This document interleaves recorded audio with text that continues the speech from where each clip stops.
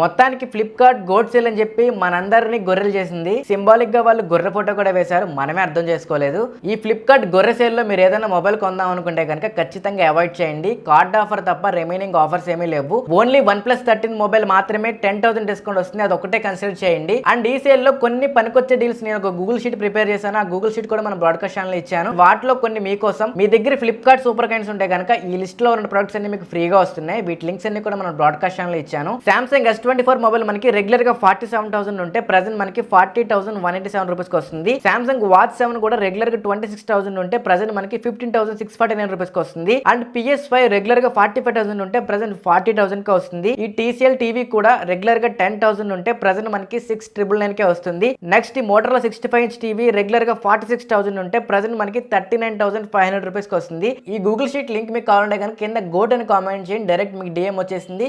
And next prime day deals కోసం wait చేయండి.